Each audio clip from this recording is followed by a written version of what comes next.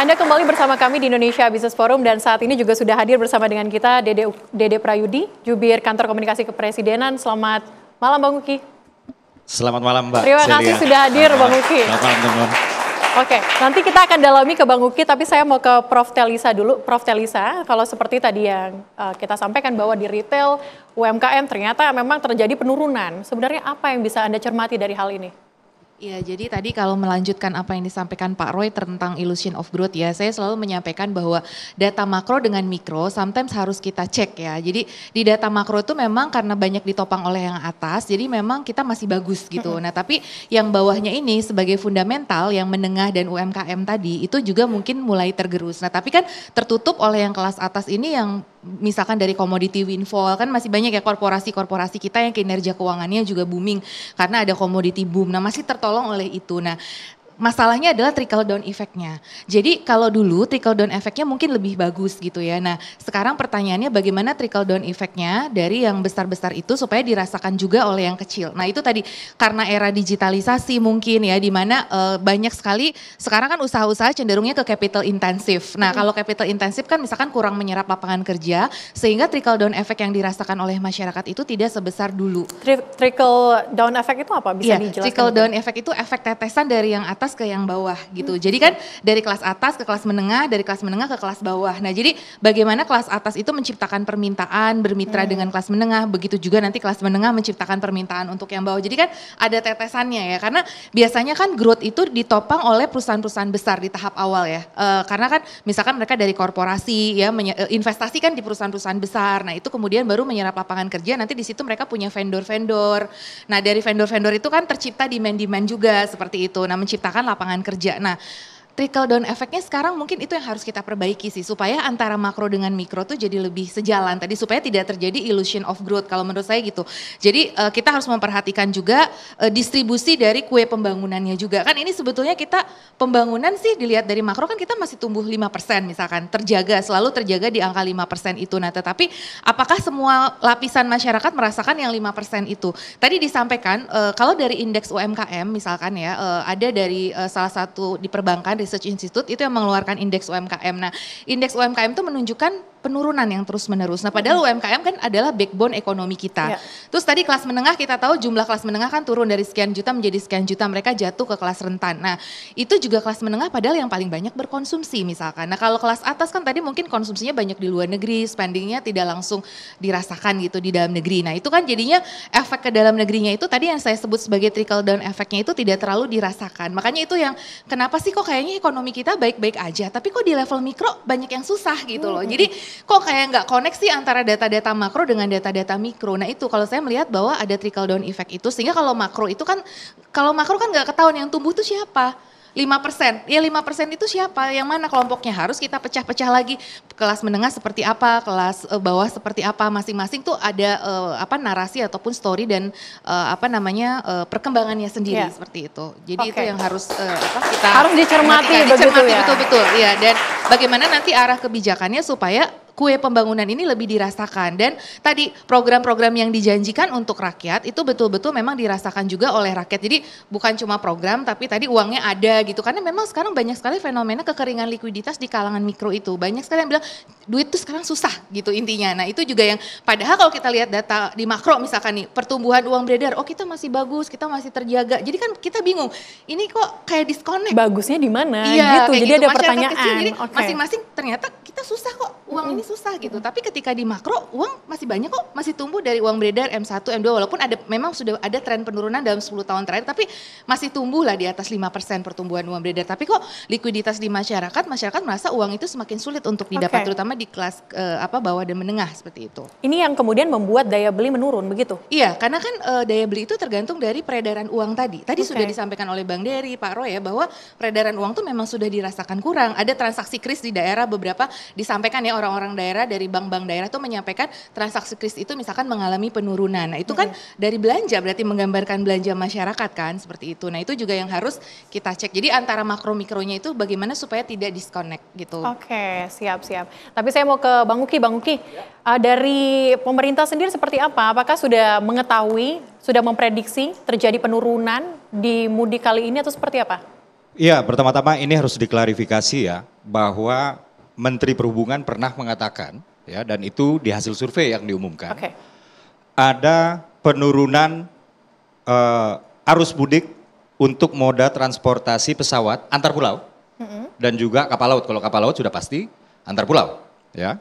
Tapi yang harus diperhatikan, di sini ada kenaikan signifikan arus mudik yang terkait dengan moda transportasi darat seperti mobil dan juga kereta api. Ya, jadi ini dapat dikatakan bahwa sedang terjadi peralihan. Secara overall sebenarnya naik. Secara overall sebenarnya naik, ada sekitar 150 sekian juta diproyeksikan akan melakukan mudik ya penduduk Indonesia.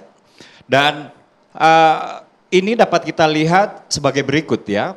Pertama, memang konsentrasi mudik ini ada di 2 pulau besar di Indonesia, yaitu Pulau Jawa dan juga Pulau Sumatera. Ya. Lalu yang kedua, kita nggak bisa menghindar dari sebuah fenomena demografi yang sudah berlangsung semenjak 2015. Ya, yaitu apa? Terjadi pergeseran pola mobilitas penduduk. Dari yang tadinya berpindah jarak jauh dan menetap, menjadi berpindah jarak dekat tapi tidak menetap atau commuting.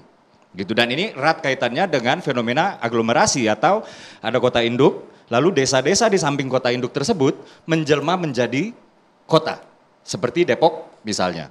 Dan ini terjadi juga di Solo, dan ini terjadi juga di Surabaya, terjadi juga di Medan Pangrango dan lain-lain. Ya. Dan ini ya membuat ada perubahan pola mudik juga pada akhirnya. Gitu. Jadi pola mudik yang tadinya kalau kita lihat 20 atau 15 tahun yang lalu, antar pulau itu begitu dikdaya, lama-lama antara sekarang dengan 10 tahun ke depan, di dalam pulau itu akan jauh lebih ramai, ya. Dan diproyeksikan juga di sini perputaran uang itu adalah sekitar, kalau saya nggak salah ya, mohon maaf, ini mohon diinfokan kalau saya keliru, sekitar 200 something triliun, ya 240-an triliun ya, yang berputar di periode libur lebaran kali ini, yaitu di antara tanggal 24 sampai dengan tanggal 8 kalau yang dicanangkan oleh pemerintah. Jadi dapat saya katakan ya bahwa narasi-narasi yang mengatakan adanya penurunan arus mudik ya itu adalah narasi yang misleading lah gitu, yang perlu diklarify, sorry saya potong sedikit, tapi kita ada penurunan sekitar 20 triliun loh Bang Uki. Ini berdasarkan data juga yang memang sudah itu proyeksi ya. Itu proyeksi. Ya. Jadi apa ya namanya ya? Namanya juga sekarang itu jauh lebih pendek. Ya, jauh lebih pendek dan ini memang maskapai ya. Maskapai yang terutama antar pulau ya atau kapal laut ini memang berkurangnya itu sekitar 20%-an. Sekitar 20%-an ini menurut proyeksi yang dilakukan oleh Kementerian Perhubungan. Nah, tapi yang harus catat juga, proyeksi ini sebenarnya bukan untuk meramalkan situasi ekonomi. Proyeksi ini dipakai untuk kesiapan pemerintah mengantisipasi segala macam, misalnya kepadatan di arus tertentu, ya, atau berapa diskon tarif yang kita akan kenakan dan lain-lain. Jadi kami dapat mengatakan bahwa apa yang dilakukan pemerintah terkait dengan libur Lebaran ini, ya, yang dimana kami mengusung tema Ramadan tenang dan menyenangkan atau Lebaran tenang dan menyenangkan. Ini kami melihat pada 3 aspek. Yang pertama adalah kondusivitas ekonomi. Ya, sekarang mungkin kita nggak pernah lagi atau jarang lah gitu ya menyaksikan laporan-laporan di TV One yang mengatakan harga itu naik, harga anu naik, harga itu naik, komoditas-komoditas basic, misalnya beras naik, daging naik, telur naik. Sekarang udah jarang sekali. Ya, kenapa? Karena pemerintah melakukan yang namanya intervensi, yaitu dimulai dari di sini Bulog bertanggung jawab untuk menjaga stok pangan, beras, gula, minyak dan lain-lain. Kemudian Badan Pangan Nasional atau Bappenas di sini bertugas untuk menyuplai stok-stok tersebut ke pasar-pasar melalui ratusan ribu kantor pos yang tersebar di Indonesia. Jadi itulah dia intervensi harga yang dilakukan oleh pemerintah. Supaya apa? Kalau harganya nggak naik, maka kemudian rakyat bisa menabung untuk kemudian menabungnya di hasil nabungnya itu dipakai untuk mudik. Misalnya seperti itu ya, misalnya seperti itu. Nah, lalu yang kedua, kami juga melihat ya, kalau misalnya tadi kita dikatakan bahwa daya beli turun. Oke. Apalagi disebutkan, belakangan itu kami mendengar disebutkan karena ada deflasi ya. Iya, ada deflasi dikait-kaitkan dengan daya beli turun, terutama di kuartal 1 ya, kalau nggak salah itu ya. Nah, kawan-kawan mesti sadari juga bahwa deflasi yang terjadi kemarin ya, untuk kemudian kita simpulkan karena daya beli turun, itu adalah kesimpulan yang prematur. Karena kami sudah mengecek lagi, kami investigasi lagi. Apa sih yang menyebabkan deflasi, kurang lebih seperti itu ya. Tapi begini Bang, sebelum Anda lanjutkan Bang, ini indeks kepercayaan konsumen ini menurun, ini artinya juga berpengaruh dong dengan daya beli yang menurun begitu. Bagaimana tanggapan Anda? Saya belum mempelajari ya apa-apa saja faktor yang menaikkan atau menurunkan indeks kepercayaan konsumen ya.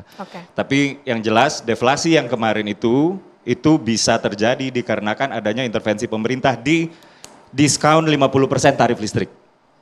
Gara-gara kita menaikkan PPN 1%, itu pun hanya dikenakan kepada barang mewah yang sudah dikenakan PPN BM, kurang lebih seperti itu ya. Jadi kita melihat kemarin ya, kalau memang daya beli turun, kenapa realisasi PPN itu meningkat? Pertama, ya kalau memang daya beli turun, kenapa realisasi PPN itu meningkat? Karena realisasi PPN itu bisa meningkat karena masyarakat belanjanya lebih banyak daripada tahun sebelumnya. Bukankah PPN kita defisit tahun ini? Enggak, realisasi PPN itu meningkat. Realisasi PPN itu yang dari tadinya 600 sekian triliun menjadi 700 sekian triliun. Itu per 2023 kita bandingkan dengan 2024. Kalau 2025 sendiri ini masih berjalan ya. Dan kalau kuartal 1 penerimaan pajak bruto kita itu meningkat kok 6,6%. Meningkat 6,6% dan itu sudah diumumkan oleh Kementerian Keuangan. Lalu kami juga menerima narasi ya, bahwa terjadi gelombang PHK ya. Yang namanya mekanisme pasar akan selalu ada perusahaan yang buka, akan selalu ada perusahaan yang tutup. Kami menyadari bahwa ada sektor-sektor yang mengalami kesenjaan sekarang. Di Jakarta ya, kami menerima data bahwa terjadi 10.000 kalau nggak salah ya, 10.000 PHK dan itu di satu sektor yang namanya startup. Startup ini memang orang udah nggak bakar uang lagi. Nggak seperti zaman dulu, kurang lebih seperti itu ya. Bang, Tapi satu hal yang pasti, kami sudah melihat ya, dari industri manufaktur sendiri ya, itu serapannya luar biasa, serapan tenaga kerjanya. Kalau kita kumpulkan semua sektor di Indonesia yang kena PHK ya, kita bandingkan dengan serapan di industri manufaktur sendiri. Ini perbandingannya 1 orang kena PHK di kiri saya, 14 orang diterima bekerja di industri manufaktur. Saya coba untuk konfirmasi ke Bang Roy. Bang Roy, apakah benar industri manufaktur mungkin seperti yang disampaikan tadi? Gimana Pak Roy? Ya, saya tentunya menghormati dan menyetujui apa yang disampaikan oleh perwakilan pemerintah bahwa memang harus seperti itu. Kalau pemerintah nggak optimisme, apalagi rakyatnya, apalagi kita pelaku usahanya. Dan ini harus sesuai dengan penugasan Poksi beliau. Tapi kita tahu bahwa pajak itu turun. Januari itu cuma 88 triliun. Pada saat tahun yang lalu itu 140. Jadi penerimaan kita emang itu di APBN kita, Menteri Keuangan katakan 2024 152,89 triliun. 2025 88,89 triliun. Ini sudah dirilis kok datanya. Tax ratio kita turun. Ya, kita tahu lah yang tutup-tutup itu kan deindustrialisasi. Itu mereka yang biasanya bayar, kita nggak sebutlah namanya. Ya, perusahaan-perusahaan tekstil yang terkena, saya nggak bisa bicara semua perusahaan ya, kan masih ada yang hidup, sepatu masih hidup, alas kaki. Tapi tekstil, itu kan pajaknya juga signifikan. Kemudian ada beberapa lain lagi. Nah, jadi kembali lagi bahwa juga yang kaitan dengan penurunan mudik ini dan lain sebagainya, ya itu memang ada fenomena saat ini masyarakat lebih awas diri untuk menyimpan, menabung.